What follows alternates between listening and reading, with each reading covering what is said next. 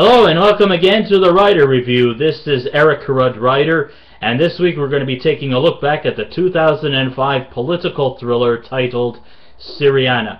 Now, Syriana runs for 2 hours and 8 minutes long. It is written and directed by Stephen Gaghan.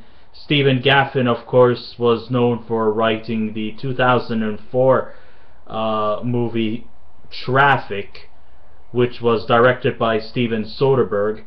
Soderbergh has actually contributes to this movie, but he serves as the executive producer. It is produced by Jennifer Fox, Michael Nozick, and Georgia Cassandis.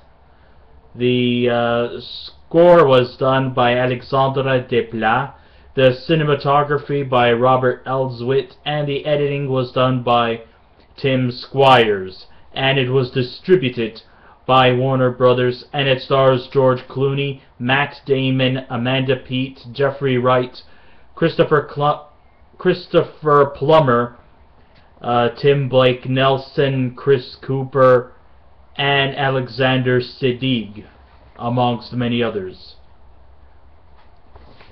Written and directed by Stephen Gaghan, Syriana stands amongst one of the top political thrillers of 2005. This complex tale features the trials and tribulations of the oil industry between rich Texas oil conglomerates and the Gulf Emirs. We see conflicts between Middle Eastern terrorists and smart lawyers, CIA agents and the Iranian liberation organizations, the fear of the Chinese uprising economically, the disdain of regulation, shady business dealings mixed in with botched missile attacks. It has everything that you would expect in an enthralling political drama. Alright, let's kind of dissect a bit of the subplots here, because there are many of them. And, this movie is not, the standard fare, concrete, one plot only type of movie. There are a cornucopia of plots, subplots, and they're all segued into each other, and the climax really only comes to the end when all the subplots eventually come together to form the climactic conclusion. So I'm just gonna run through the various subplots in the story, because it's very complex, so just bear with me. Like I said, if there's any corrections, please feel free to correct me if I'm wrong, and do it in a constructive way, not in a critical way. Alright, George Clooney, who actually went on to win Best Supporting Actress, is Bob Barnes, a CIA agent in the Middle East sent to kill 2 arms dealers, while also attempting to kill the heir to the Emir, Prince Nasser, who the CIA believes to be Egypt's acquisition of a missile.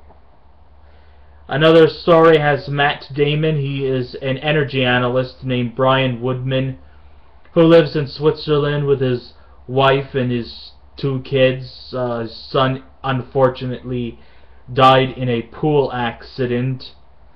So then he eventually makes a negotiation with Prince Nasser, played by Alexander Siddig, in which he offers Mr. Woodman $75 million worth of oil interests, and while also doing it out of the sympathy of Mr. Woodman's son's death.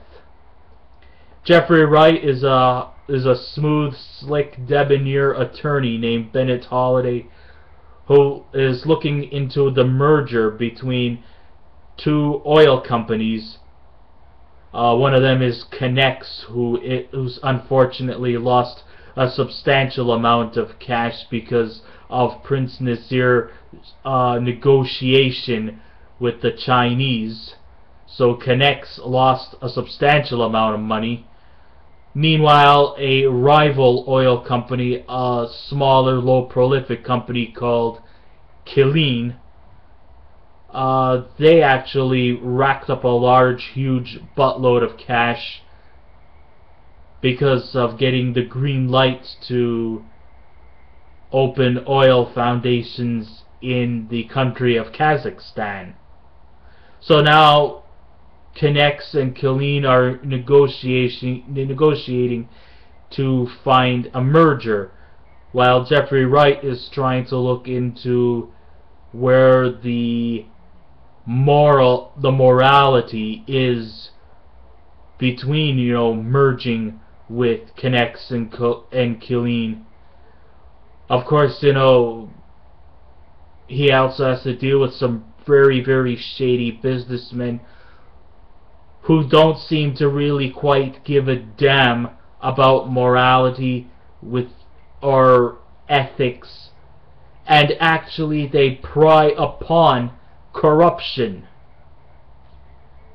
The other subplot features two Pakistani migrant workers who work in the oil mines. Their names are Salim and his son Wasim. They were devastated when they were laid off their jobs because Prince Nasir decided to make oil deals, negotiations with the Chinese.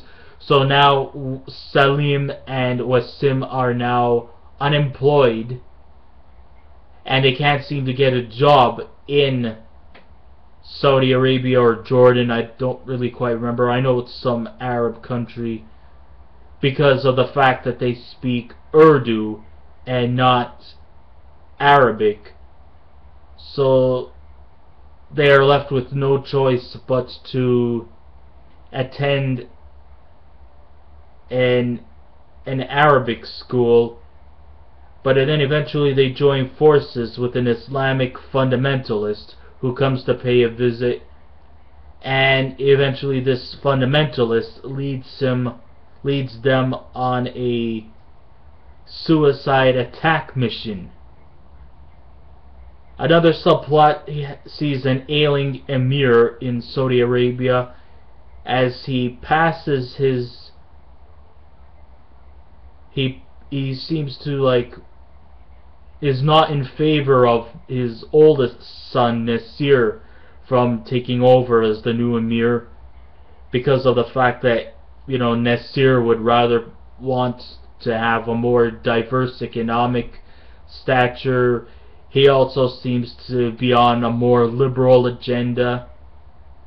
So the ailing emir wants to pass it to his lesser qualified younger son, who seems to favor in keeping US troops in his country. I hope that I hope that these subplots are correct. If not, don't condemn me, don't insult me.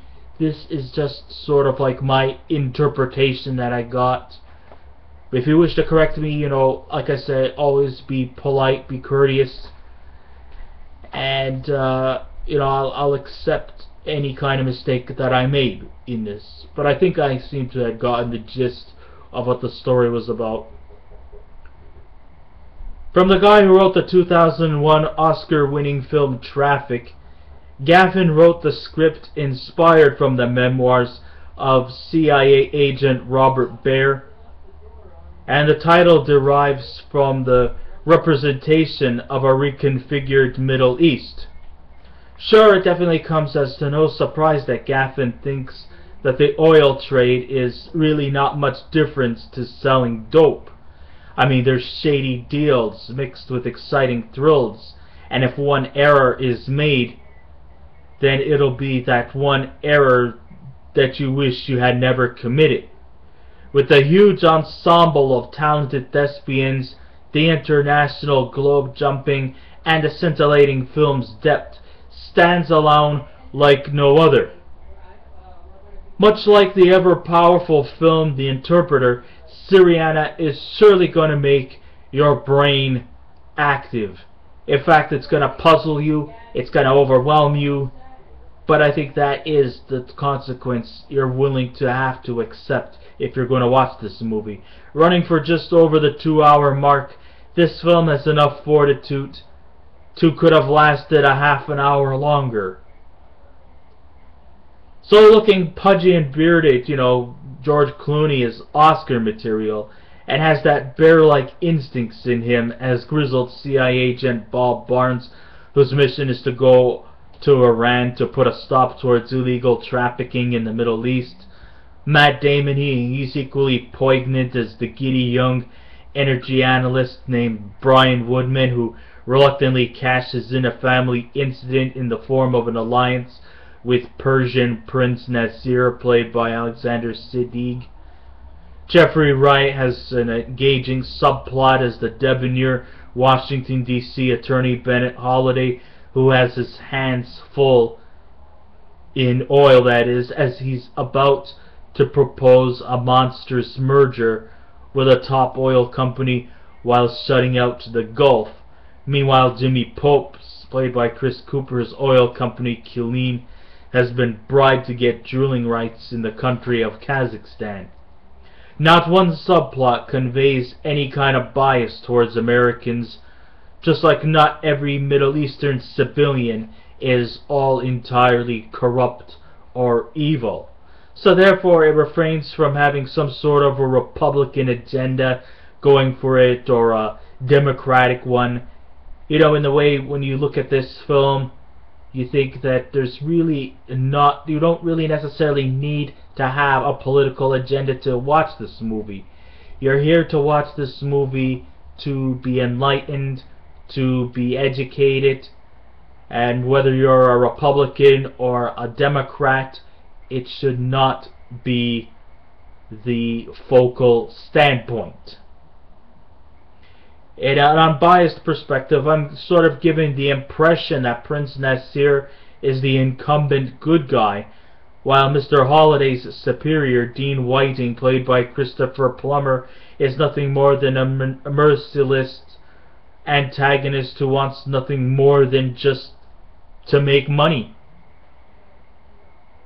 You know, he lives in this well-to-do, immaculate house. I mean, I actually liked the character of Prince Nasir. I mean, he's more than just, you know, some spoiled son who's an heir to the throne. He seems to dress pretty well. He seems to be very educated. He seems to be quite knowledgeable in the field of business. And I think being an emir to the throne is more than just, you know, being royal. It's not more than just, you know, sitting on a throne, having the whole world at your hands. And I know his mission is, of course, to change the Middle East into making it more fit the modern spirit. And I gotta give applause to him. The morality between the characters in this story are really totally not set in stone. What truly embodies Syriana is they try to decipher the characters in this story. I mean, it's the sincerity of the three leading stars that is actually put into question. But even though your brain is getting good exercise, the confusing subplots is also its main liability. The points of view depicted in this movie are so varied and so quick that it's enough to give anyone a migraine. And we have very, very little time to decode what is going on. And even, you know, me going through the subplots, I was also quite overwhelmed by the whole thing too. And there are times when the characters seem to be somewhat under-directed. It's hard to understand whether Barnes was a decoy or a hardened operative or a bit of both. Is Woodman a glorified opportunist or an incentive idealist? And what does Bennett Holiday have on his agenda? Is he a shady attorney with a passive-aggressive demeanor, or is he just a corporate human puppet just out to make a huge profit and to please his superiors?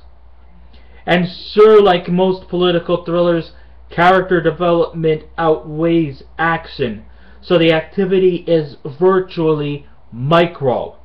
Agent Barnes is an enigmatic intellectual for hitting the narratives worldwide, and he is intelligent. I mean, he speaks fluent Farsi, and, you know, he's not a glorified CIA like James Bond or Jason Bourne. He does feel like the real deal, and he is kind of embodying the character of Robert Barnes, and I could probably imagine Mr. Bear to be just like Barnes.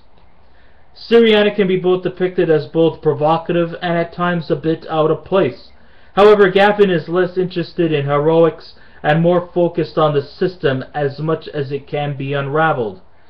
His visions are more philosophical than they are obvious. We do feel that at any moment one country will be bombed, and sooner enough the big story will finally materialize through the more smaller subplots. From Gaghan's skewing, framing, awkward editing, and overwhelming steadicam add to the more salt to the wounds of the movie's jilted narrative. And while underneath the chaos, never once does Gaghan ever try to insult its audience. Gaghan assumes that we'll get the historical gist when the names Mossadegh comes to mind, or the conspicuous self-serving Zen monks certain characters like come onto the scene. Now, even though this movie has moral feelings to it, its intentions are at times quite superficial, but no matter what, this movie is anything but glib or flaky. If I was to give this movie a scale out of 10, I would probably give it an 8. I guess this ends my writer reviews, so thank you all for listening in. Please write back to me if you like, subscribe to my channel. Remember, be kind, be courteous, and I will be back with another movie review in next coming days. So until next time, take care of yourselves, and I'll see you around. Goodbye.